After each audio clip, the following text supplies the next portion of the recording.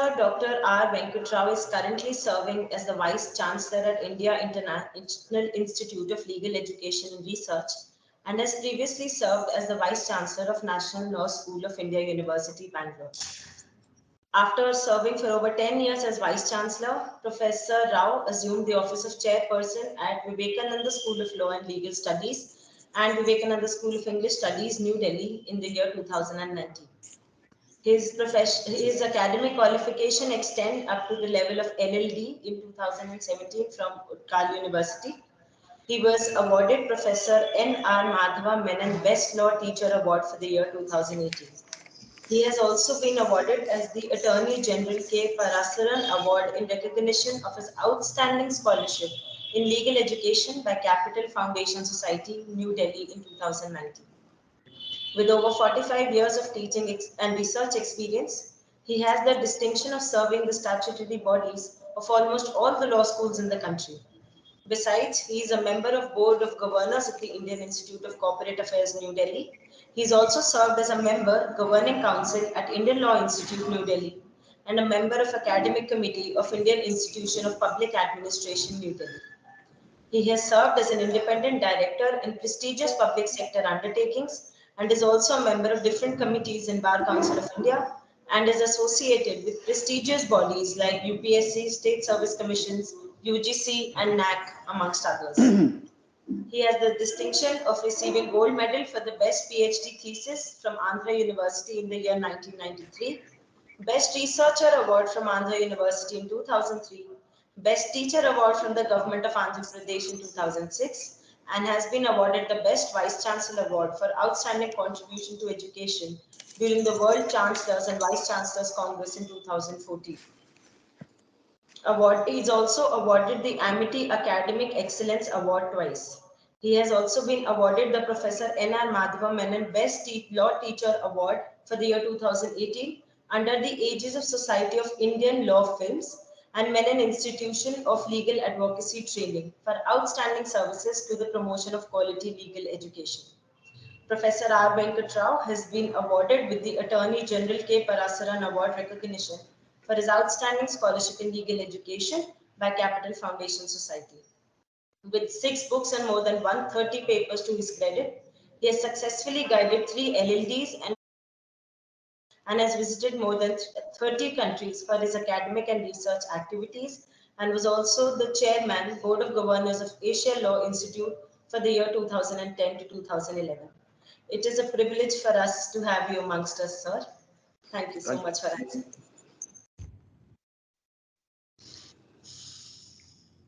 So, thank you very much, Arju, for giving such a flattering introduction about me. Okay.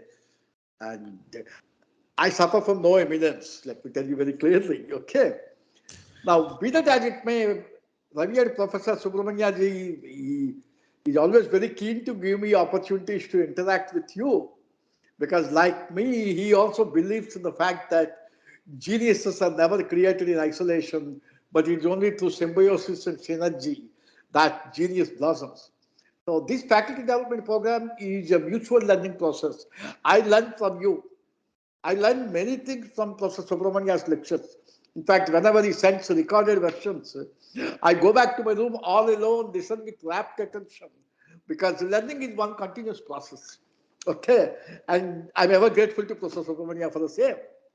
Now, I would start on an apologetic note. 2:30 in the afternoon is most, remember, inopportune time to have faculty development because our other faculties ordain us to do something else at 2:30 in the afternoon. Even the workaholic Japanese prescribe a 20-minute siesta after lunch. But I'm taking away your right to siesta, and my apologies count. Then, when Dr. Arju was giving such a flattering introduction about me, I was reminded about the notoriety of the legal community, law academics, lawyers, okay. You know, they have a very interesting habit. When the case is very weak, they give a long introduction. When the case is strong, they just get up and say, "My lords, the facts speak for themselves." And therefore, maybe because the case is not very formidable as far as Professor Venkat is concerned, such a long introduction was given about me, and don't have high expectations. The second one is when she said 45 years of experience. I'm reminded of Bernard Shaw's statement, who says, good judgment comes out of experience, but experience comes out of bad judgment. So when you say I have 45 years of experience, I have 45 years of experience of bad judgment. Okay. But Shah says people are of two types. Wise people learn from the mistakes committed by others. Fools do not learn even from their own mistakes. Therefore, in experience, when you find mistakes committed by others, you correct them.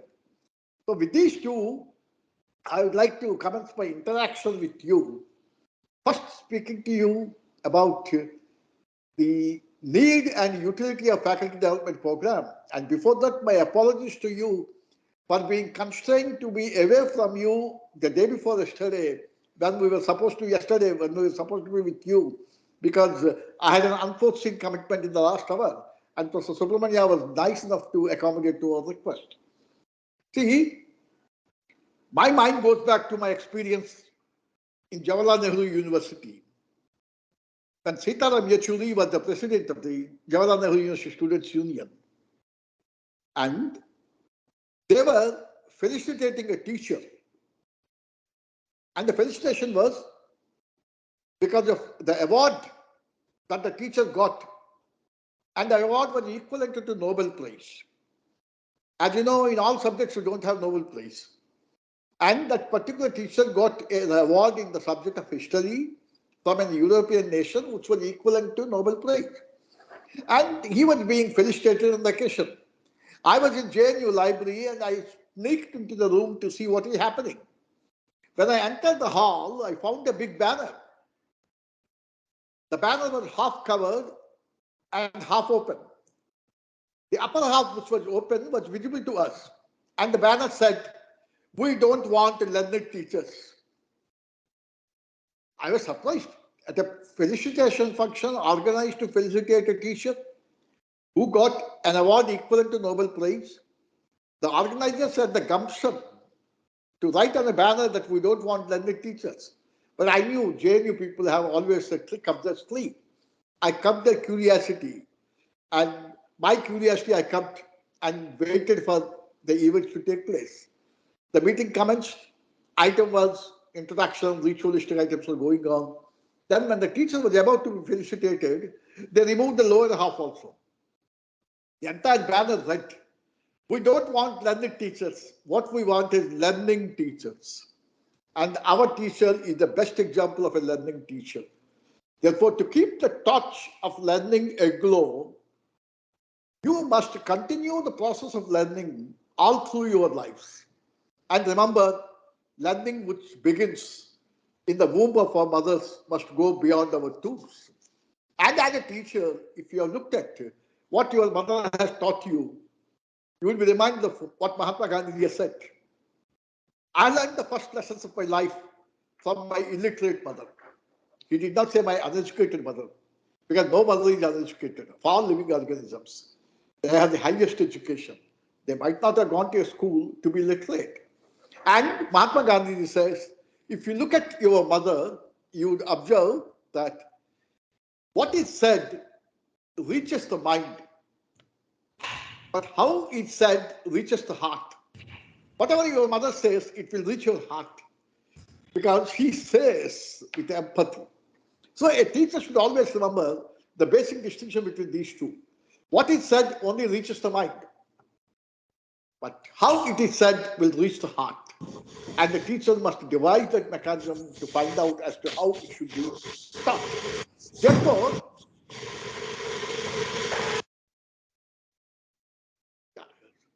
right. It was Mahatma Gandhi who said, "I have learned the first lessons of my life, you must have remembered." Okay. And therefore, I would say, learning is a continuous process. And a teacher should have three qualities. He must be a lifelong learner, a frontline researcher, and an eternal problem solver. I repeat, he must be a lifelong learner,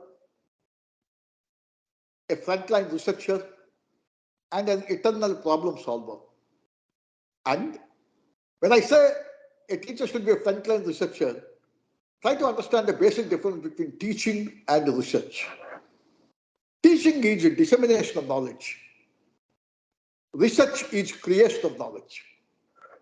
And unless knowledge is created, how can you disseminate? And the best place for creation of knowledge, in my opinion, I repeat once again, teaching is a dissemination of knowledge, research is creation of knowledge. And teaching and research go together. Because in my younger days, I always used to complain, I'm so overloaded with the teaching burden, where do I have time for research? And it is an occupational hazard for all teachers in their formative years. But later they will understand that they missed the wood for the forest. Because the best place for teaching, in my opinion, is the classroom. The best place for creating knowledge, for creating ideas is classroom. You are the future, my young colleagues. Try to start a practice if you have not been doing it already. At the end of every class, you come back from the class, sit for 10 minutes in tranquility, and you note down what has happened in the class, including the questions and the issues that were raised by students. Sometimes the issues raised by students have so much of content that they would give enough subject for doing research for 1 year. I'm reminded of what Archibald Wheeler, professor of physics from Princeton University, told the media when the media asked Mr. Wheeler, who was a Nobel laureate, they asked at the end of the interview a question. Mr. Wheeler, why do you think that students exist in the universities? Wheeler smiled and said, students are there to teach professors in the university. Students are there to teach professors. So sometimes the questions that they ask might superficially look as innocuous. Never try to cut their enthusiasm. Note down those questions, come back to your room, ponder over it. Because the first quality that a teacher should have is a teacher should never try to impose limits on the unlimited imagination of the student because of his limited imagination. I repeat, a teacher should never try to impose limits on the unlimited imagination of the student because of his limited imagination. Likewise, a teacher should never impose limits on his unlimited imagination because of the limited imagination of others. As Abdul Kalam says in his book, The Wings of Fire, everyone has the divine fire in him. So allow that divine fire of the student to come to the fore and convert the classroom into the most sacred place. Because please remember, more sacred than the altar of God is the classroom. And when you enter the classroom, there must be a total transformation in your personality. Because most of you must be having school-going kids, some of you may be having college-going kids, some of you may be having little angels who are going to nurseries, okay, UKG, etc., etc. And whenever they come back from the school, you very, okay, anxiously ask, Beta, Betty, what happened today in the class? What have you learned? And they keep on telling something, saying that for them, because in the formative years, in the initial stages, for the little angels, the school teacher is the personification of wisdom. And if you say anything, you'll say, Mommy, my school teacher has said that, therefore it is right. That means that is the image that a teacher has. And therefore, when you ask the question to your kid, what has happened? Indirectly, you have a desire inside yourself that when your kid goes to the school, you want the kid to come back from the school wise. It's a new inputs. Likewise, when you take the class, you must ensure that the students from the classroom go back wise and not otherwise. They must go back wise with the inputs that they have received in the classroom. For that, a teacher must be a continuous learner. In fact, in one seminar that I participated on corruption, organized by National Human Rights Commission, when former Chief Justice of India, Justice Rajendra Babu, was the chairperson of NHRC, they wanted to define corruption for different professions. And they said, in case of teaching, you must define corruption in such a way that not updating one's knowledge should tantamount to corruption in teaching profession. Not updating one's knowledge should tantamount to corruption. Because, as I have said in the beginning, you should not be a learned teacher, but you must be a learning teacher. In fact, Justice Krishna here in one context said, when somebody refers to us as learned judges, don't be carried away by that. When somebody is saying that you are a learned judge, it means you are a thing of the past. You have become anachronistic. You have become fossilized. And in economics, new coins will drive the old coins out of use. Therefore, you have become demonetized. The sooner you go, the better it would be. Therefore, a teacher as well as a judge should be a learning judge, a learning teacher, and never a learned teacher. Therefore, you must continue to learn. That's the reason why I said you must be a lifelong learner. And when I say you must be a lifelong learner, look at the definition of life in 21st century. The word life, if you look at it, it consists of 4 alphabets, L-I-F-E. You know the meaning of it? Learn innovation forever. That's the meaning of life. Learn innovation forever. Because we live in an age of innovation and not a renovation. Please remember that. Earlier, people used to live in the age of renovation. And therefore, every minute there must be innovation. And Satya Nadella, the CEO of that wonderful multinational company, he says, by innovation, I mean empathy turned into action. Empathy turned into action. So, innovation means empathy turned into action. A teacher must have that empathy. Remember what Shakespeare said in The Merchant of Venice. All of us have functioning brains. Otherwise, we would not have been here. You have got LLMs, you have got PhDs. The universities have certified that your thesis has been exemplary. 3 examiners have certified it. Therefore, all have testified that we have functioning brains. But Shakespeare says in The Merchant of Venice, it is not enough if you have a functioning brain. You need to have a functioning heart. Remember, if you want a justice, you need to have a functioning heart. As Leo Tolstoy said, if you feel pain, you are alive. But if you feel somebody else's pain, you are a human being. If you feel pain, you are alive. But if you feel somebody else's pain, you are a human being. A teacher should have that empathy. Mother Teresa said, the best quality for the teacher is to remember 2 things. Passion for what you do and compassion for whom you do. Passion for what you do and compassion for whom you do. And a teacher is a wonderful institution who always builds maximal authority but minimal power. Try to understand the distinction between these two. A teacher doesn't have power, you don't require power. Why? But you should have, the moment you walk and look at your student with your eyes, psychologically he must bow down before you. So a teacher is one who needs to have maximal authority with minimal power. That you would be able to project when you have certain qualities.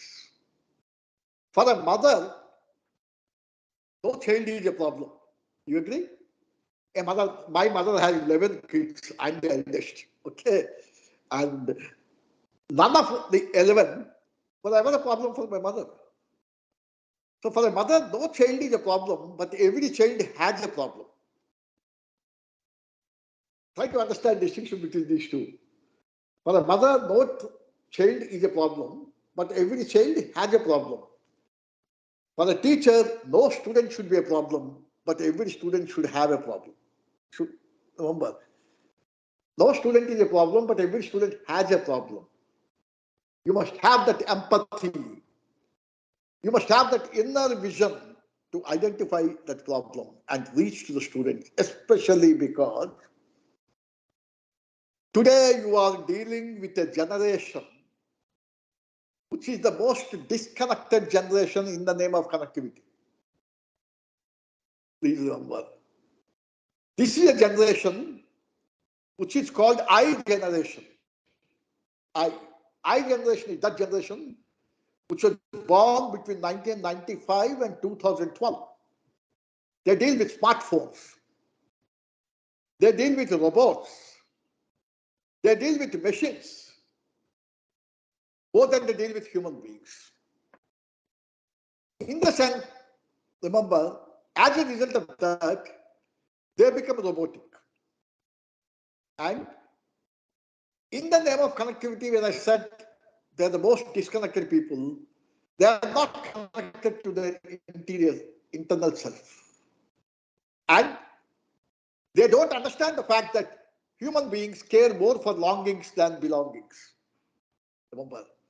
So they answer in a robotic way. When they are using the smartphone, if their parents come near them, they feel that their parents are a source of nuisance because they are disturbing their tranquility with the smartphone. And with a disturbed face, they look at the parents. The parents silently go back. But what message does it say? That means they are disconnected. Because of the disconnectivity, they will be alienated. And because of the alienation, they will become frustrated. And because of the frustration, they will become aggressive. And as a result of aggressive behavior, they may do anything. The teacher is the best person to restore communication with the students. Remember, even when you have a physical distance, you can have communication with your students. A continuous dialogue, a happy dialogue with the students to make them interact more with human beings and less with machines. Remember, that is very, very interesting. That is what is called as digital detox in 21st century because they are getting addicted to that. In some of the schools in America now, smartphones are banned. Just day before yesterday, the decision was taken. I'm sure soon that same thing will happen. A very interesting incident I'll tell you in the city of Bangalore. NIMHANS conducted a wonderful research project. You know what was that research project? The research project was how to have food while you are going for dinner in a restaurant. A get-together. Very interesting. Family get-togethers, group get-togethers. They observed that tables are booked and people come, 10, 12, 15, they come to the table. They place some order. And while waiting for the order, nobody speaks to anyone else, but they will be speaking to smartphones. So, and there will be silence of the graveyard, even at the dinner table. So all the hotels were looking like graveyards. Then the Niman students, they studied it, they said, we come with a solution to this. They contacted the hotel management people and they said, you ask these people who come for dinners to deposit their smartphones at the reception and give discount of 10 to 15% in the bill if they deposit their smartphones.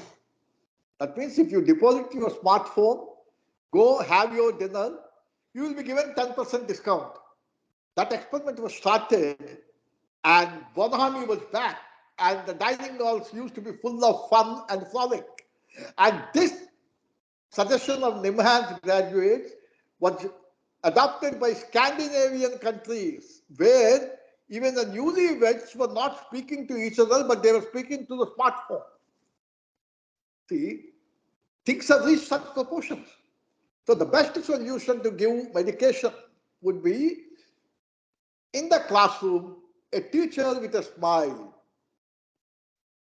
Let him initiate the dialogue, let him extend the dialogue, and make them understand that human beings care more for longings. And this is what you mean by injecting life into them.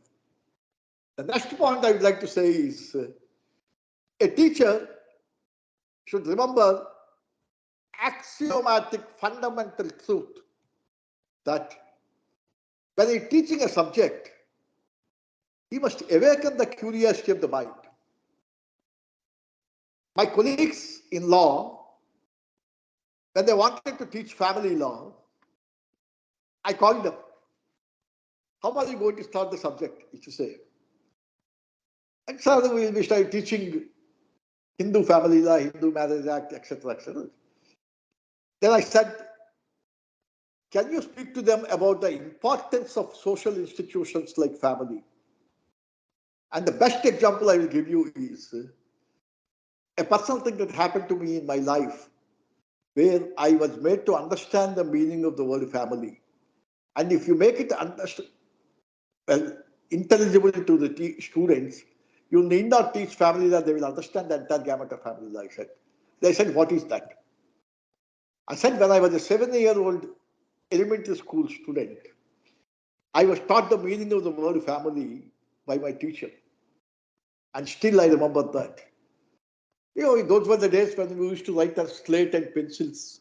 I'm speaking to you about 1961. Okay. And he gave me spellings, A for apple, B for box, C for something, something. And F not for father, but for family.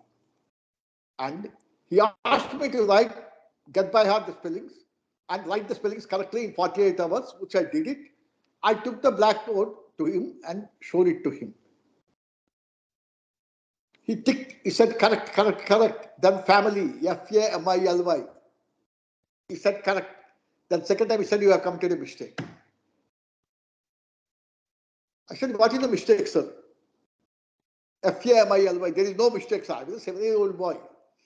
Okay. But he said, you have committed a mistake. Affectionately, he put at my cheek and said, you have committed a mistake. Then I started crying. What can a 7-year-old boy do? But then that man, my teacher said, Family means father and mother, I love you. This is the meaning of family. Father and mother, I love you. Now, if you start teaching family law by explaining the meaning of the word family, father and mother, I love you, are you required to teach the legislation relating to maintenance of parents by children? Today, things have reached such dimensions that one particular state in India has come out with a legislation saying that children are required to maintain their parents in the old age, destroying the fabric of the society. So this is what a teacher is supposed to do in the classroom. That means a teacher must go beyond the text to teach. A text should be only a pretext for the teacher to teach. He must go beyond the text to context to teach. Bani Panchwala, what did he say? What is left unsaid in the Constitution is more important than what is said in the Constitution. So when you are teaching Constitution, you must teach the invisible Constitution to the students by looking at the Constitutional ethos, by focusing on constitutional value, by concentrating on constitutional values, constitutional justice, not by simply reading Article 14, 15, 16. There is more than that. Remember, the holistic approach to the Constitution of India.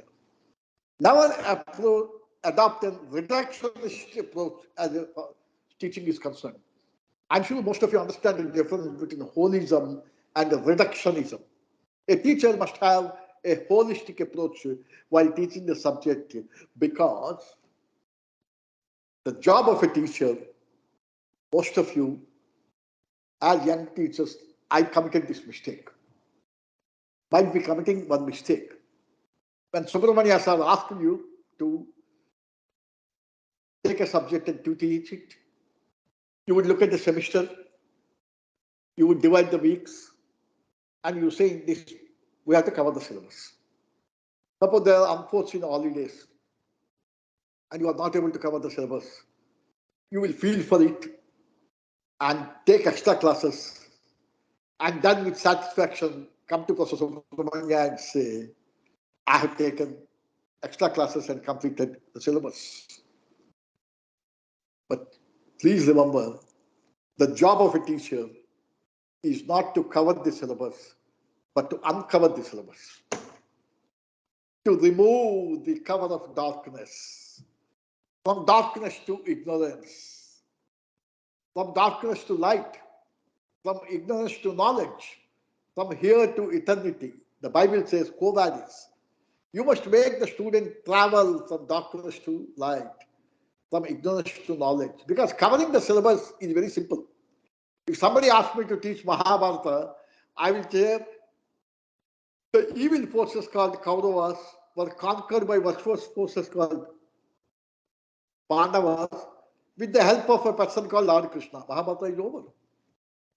But in order to understand one stanza in Mahabharata, Lord Ganesh used to ponder when Vyasa used to dictate to him.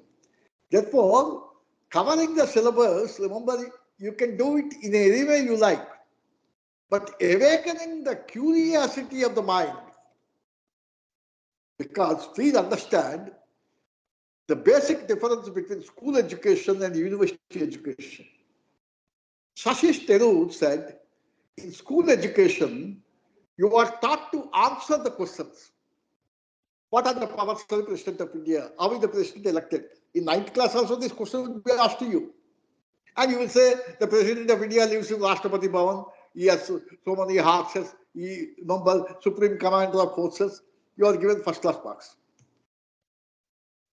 But in university, you are taught to question the answers. In school education, you are taught to answer the questions, that's all. But in university education, you are taught to question the answers. Why did the Gani Jail Singh exercise pocket veto and withhold consent to the postal services bill? Was there any difference between the President of India and the Council of Ministers?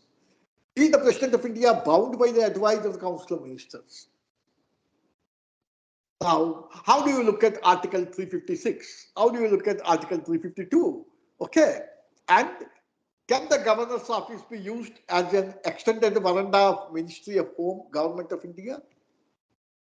Or can the Governor act independently? Now, has the institutional governor outlived its utility? As somebody said, the governor is like the appendix in the body. It is useless when it is inert, dangerous when it is active. Okay. Now, is it true? That you will teach here, not in 8th class. So, your objective is to awaken the curiosity of the mind and to make the student's mind as open as possible. And here you must understand one important truth. When I told you a teacher is there in the university to teach professors, the implied lesson is that a teacher should never impose any limits on the unlimited imagination of the students because of his limited imagination. I repeat, a teacher should never impose any limits on the unlimited imagination of the students because of his limited imagination. Likewise, he should never impose any limits on his unlimited imagination because of the limited imagination of others. Imagination is an art which God has given you, the wings of fire in Abdul Kalam. Okay, therefore you allow the wings to fly. For that, you need to have an open mind. The next quality that the teacher should have is you should have open mind. Amartya Sen said wonderfully when he was asked to make a distinction between Chinese society and Indian society. You know, Amartya Sen was always fond of saying China might be progressing very well, China might be a wonderful economy, but China is an authoritarian setup. India is a democracy. India is an open society. A media person asked him a question. If you think China is an authoritarian setup and India is a democracy, why is China growing faster than India? Amartya Sen beautifully said, yes, Chinese society is an authoritarian setup. That means it is a closed society. Indian setup is a democratic setup. That means it is an open society. But the problem is, Indian society is open society with a closed mind. Chinese society is a closed society with an open mind. And it is a responsibility of the teachers to make the minds as open as possible. So first you have an open mind and you make the students' minds open, and for that a teacher should always learn the habit of teaching not from the book but from his heart. This is very, very important. Book is there only to guide you. Let it not be the starting point and let it not be the ending point. And therefore, if you teach from your heart, what is taught from the heart reaches you. And that has a lasting impression. When I told you that a teacher should never impose limits on the unlimited imagination, I'll give you only one example, you will understand. You must have heard about K.R. Narayana, the former president of India. Okay? And he was a foreign servant before he became the president of India. He was a diplomat. But do you know that he never appeared for the civil services examination? He never got selected into IFS like others do. But how did he get selected into IFS? Because of a teacher. How? Harold Lasky was the director of London School of Economics. And Lasky was such an influential academician that people say, the legend goes, that the British Prime Minister used to wait for 6 months to have an appointment with Lasky. Because Lasky always used to have appointments with students, colleagues, scholars, that the Prime Ministers used to wait for him. And K.R. Narayanan went to London School of Economics to study. And like we have today, writing assignments, mentorship, project works, in those days in London School of Economics, it used to be there. And K.R. Narayanan wrote the weekend assignment. Every weekend they were required.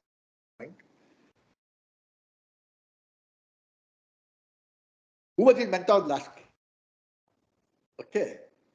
And Lasky is such a busy person that even the Prime Minister used to wait for him. But in spite of the fact that he was a busy person, Lasky could find time to go through the assignments of his students. How many of us do it? Okay. See, when I become a senior professor, I will ask my young research scholars to do it. Okay. So, saying that I don't have time. But Lasky had that time. Because Lasky believed in C.K. Prahalad's principle. It is only a busy man who finds time. Remember, a busy man will be able to organize time. So, Lasky went through the assignment of K.R. Narayanan. He was flabbergasted at the quality of the assignment. And he took his letter pad, wrote a letter to Prime Minister Jawaharlal Nehru, addressing him as my dear Prime Minister Jawaharlal Nehru. And that letter is still there in the museum. Please go through that. And he said, all these days I've been thinking that you are the statesman shaping up the nascent democracy which got liberated from the colonial yoke. But today I'm constrained to change my opinion. You may be wondering why. The reason being, You are making a brilliant young man called K.R. Narayanan waste his time in London School of Economics. The quality of the assignment submitted by him is such that there is nothing for us to teach him here. Okay. I leave it to your good sense to make use of his services. The letter reached Nehru, and on the letter, Nehru wrote a letter remark that let Narayanan be drafted into foreign service. Immediately, secretaries came and said that this is against the rules. They were the bureaucrats. He needs to be interviewed before he can be recommended. Then Nehru said, okay, I'll constitute a committee consisting of you people. You examine him. A committee was constituted and they interviewed K.R. Narayanan, but professionally they were jealous and afraid that if Narayanan is appointed, he would overtake them. So the committee recommended that Narayanan is not fit for foreign service. The file came to Nehru. Nehru overruled the recommendation of the committee. And when the secretary said, sir, you are overruling, he said, I am the final authority. See, if your decision is final, why should the file come to me? So I have recommended, and Narayanan was drafted into foreign service. Imagine for a minute, if Narayanan did not have the time, I mean, if Lasky did not have the time to go through the assignment of Narayanan, what would have happened to Narayanan? Or like ordinary mortals, if you were to give it to his research scholars, what would have happened? In your 30 years of service, if you can produce one Narayanan, you have done justice to salary, you are doing it. That would be possible when you find that extra minute. A teacher should remember three important things. Like a mother at home, a teacher should never say, I don't have time. When a student comes to you at 2:30 in the afternoon, if it is bank clerk, he will say, I close the window, you come tomorrow. But a young mind comes with an expectation to you. And when he comes with an expectation to you, remember, you should have that extra minute. Okay, pat him on the back, engage him. So that's the first point you must remember. He must have that time always. And the second point you must remember is any job has working hours, but not a teaching job. It is 24 into 7 into 365. You are a role model for a student, not only in the classroom. If a student finds you on the railway platform, he would see as to how you are behaving with your student, with others. And he will think that that is the best way. Therefore, a teacher is a role model all the 24 hours. Therefore, Professor Debashish Chatterjee, the director of IIM Kozhikode, says teachers should always remember there cannot be Alexanders at work and chimpanzees at home. Remember, there cannot be Alexanders at work. Some people are very strict in the classroom, but outside their behavior will be found wanting. You must continue to be exemplary. That's the most difficult thing about a teacher's job, because a teacher needs to be a role model. And third important thing, my professor used to tell me, teaching profession is such a profession that you should not ask for a vacation, because you must enjoy the work you are doing, and every day should be like a vacation for you because you are enjoying the work. When you are doing a work with pleasure and not under pressure, you don't need a holiday. You should say. Learn with pleasure. Make students study with pleasure and never learn under pressure. Never exert pressure. And he beautifully uses to say, I remember those four important words. He used to say, a teacher, like a mother at home, always remember that the sun rises even on Sundays. There is no Sunday for sun. Remember, meticulously it rises in the east, sets in the west. A teacher must develop the clock in such a way that with clock-like precision, he should enjoy doing things. Why? A teacher must be an all-round personality. Remember, when you are teaching a subject, your approach should be holistic. Okay. But every subject is required to be taught from ethics perspective. Remember, you need to have a profound, significant understanding of what philosophy is, how you should behave in life. And most of the law teachers think that professional ethics is a subject which need to be taught only at the end of the third year or fifth year. Advocates act, duty to court. That's not ethics. Those are rules. Remember, ethics mean showing a concern for other person. That is ethics. Meaning of ethics is show concern for other person. You can teach family law from ethics perspective. You can teach law of contracts from ethics perspective. You can teach law of thought from ethics perspective. That means when you are teaching a student of law, you must ask him to raise a question, is it right? But unfortunately, most of us stop at asking them to raise the question, is it legal? There's a lot of difference between these two. Is it right and is it legal? Okay. And that means you must instill those values in the student. Where compliance with law becomes a force of habit. Remember, tangentially also you will not flout law. That means those agencies of social control which will help law to become the primary agent of social control must be supplied by teachers in the classroom. As you know, law is not the only agent of social control. The other agents of social control, parental control at home, attitude to values, okay, ethical considerations. These things need to be taught by teachers in the classroom. So when you are discussing a subject, don't look at part 3 of the Constitution, part 4 of the Constitution, part 5 of the Constitution. These parts are not apart, but they are parts of an indivisible whole. It took more than 40 years for the Supreme Court to explain that doctrine of harmonious construction should be adopted to understand fundamental and directive principles.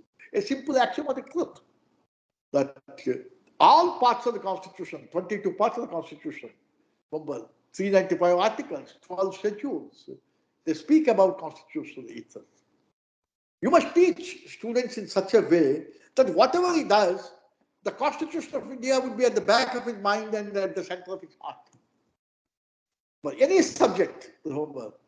So that would happen, remember, when teachers remember 3 things. Number 1, today's knowledge is tomorrow's ignorance. Please remember that. Today's knowledge is tomorrow's ignorance.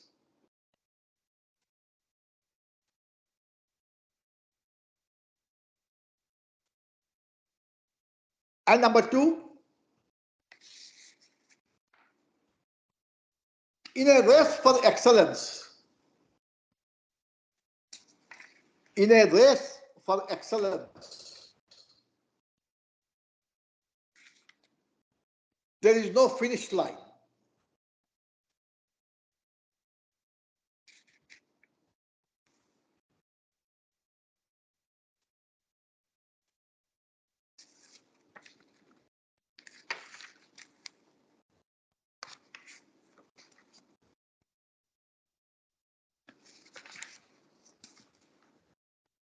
So, today's knowledge is tomorrow's ignorance, and in a race for excellence, there is no finish line. Why I'm telling you is knowledge is ever flowing and never stopping. Okay. And any achievement in life becomes meaningless once you achieve it, including acquisition of knowledge. So you must drive home the point in the minds of students that you are striving towards excellence. And in a race for excellence, if it is a 100-meter race, you start at 0 and end at 100. If it is 800 meters, end at 800. If it is a marathon, 42 kilometers. But in real life, only a beginning. Okay. Because look at fundamental duties. One duty says to strive towards excellence individual sphere of activity as well as your collective sphere, so that the nation rises constantly higher and higher. And that excellence should begin in the classroom. But what do you mean by excellence? To strive towards excellence means excellence in the product. That means you teach student in such a way that he will get the university gold medal by plagiarizing, by adopting unfair means. You win an Olympic gold medal by duping and doping. No. Excellence not only in the product but in the human being. Academic excellence without human excellence is disastrous. So we are here to make excellent human beings. The former Chief Justice of the United States of America, L. Warren, he was asked a question. Mr. Chief Justice, whom would you like to appoint as judicial officers? He smiled and simply said, the answer is very simple. Your question is whom I would like to appoint as judicial officers. Yes, a good human being who also knows law. He did not say experts in law. A good human being who also knows law. So our job is to make good human beings in the classroom. Remembering what Swami Vivekananda said, education is that bridges the distance between human being and being human. We are all human beings, but how many of us are being human? How many human beings are we treating in an inhuman way, subhuman way? So finally, I would say, because online attention not more than for 40 minutes, I know. See, education is not information, but formation. Formation of a complete human being. And here you are in a noble profession to make them complete human beings. And if you make them complete human beings, they will understand law, they will appreciate law, and they will make our surroundings more safe, more secure, more just, and more equitable. That should be our pledge. Thank you very much for giving me a very patient hearing for the last 40 minutes. And this is enough because I'm also exhausted. And thank you. God bless you. Thank you very much.